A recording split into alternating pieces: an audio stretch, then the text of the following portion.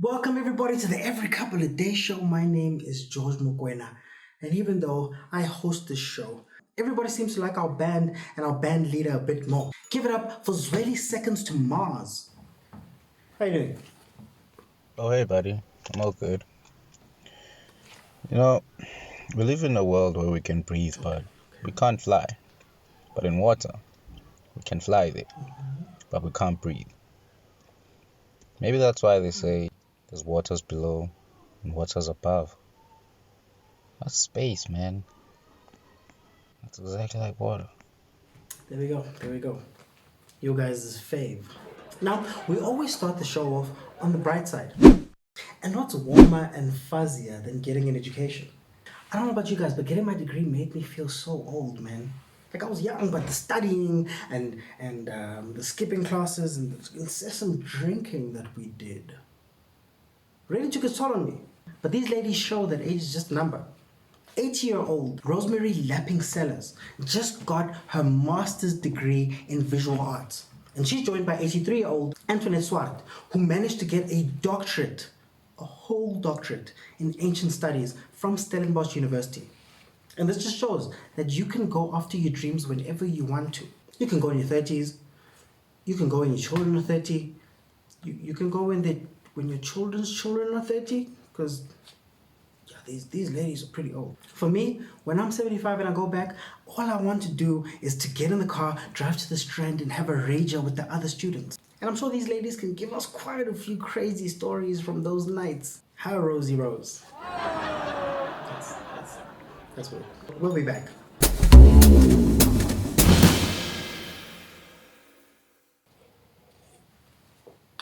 You know, South Africa, here at the Every Couple of Days show, we spend the whole week combing through the stories. Then, our expert group of writers may add some chips, may add some acha, you may get a Russian, and if you're really lucky, we might put a rib on that, depending on which one you buy, so that we can serve you up our famous segment.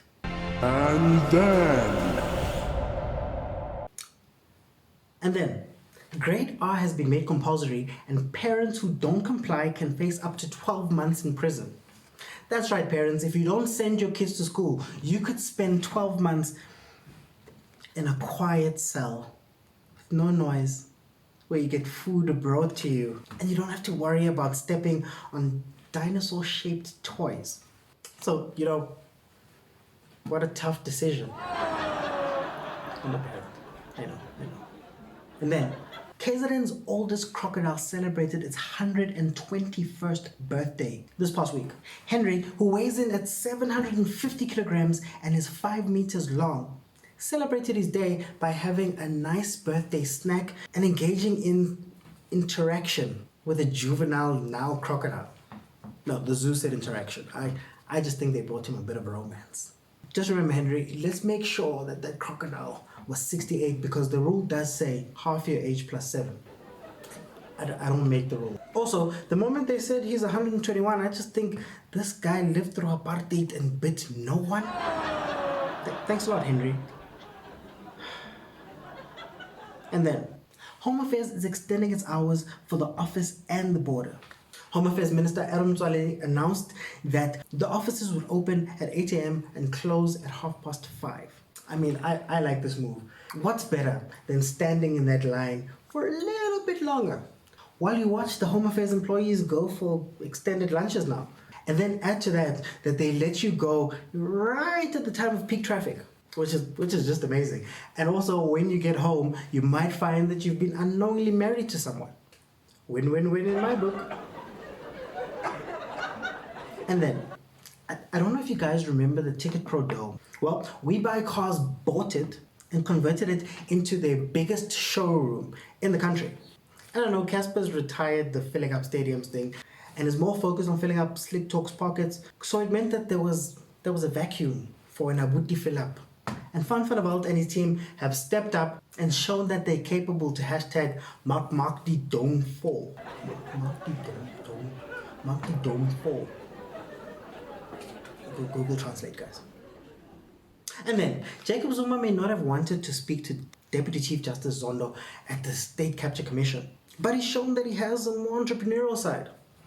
He wrote a book that he's going to sell in order to pay his legal fees.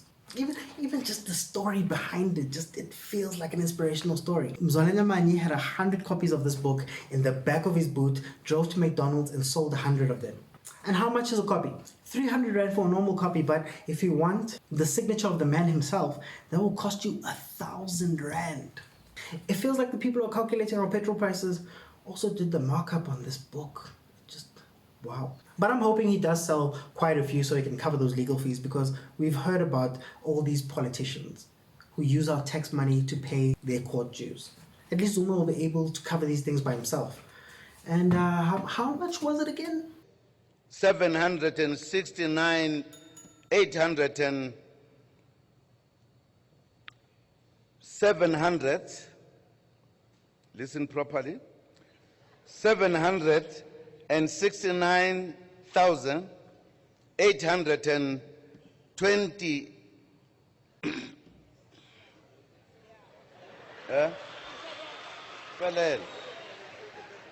and 70. It's an oldie, but it's a goodie. And then, Ford South Africa unveiled their Braai robot, which can braai 120 pieces of meat in 12 minutes. It's crazy. But I do like their choices though. They've made it smaller, more streamlined. Previously, you'd have to buy an entire Ford Cougar in order to get the functionality. Because fire in the front. And then, Amapiano-backed TikTok videos have racked up 1.6 billion views on the platform. And this popularity has caused quite a few other artists to want to jump ship from wherever they are into Amapiano.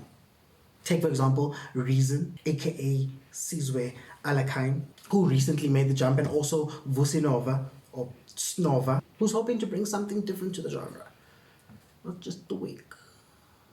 But the latest person to make the transition into Amapiano is Dingaan Khumalo.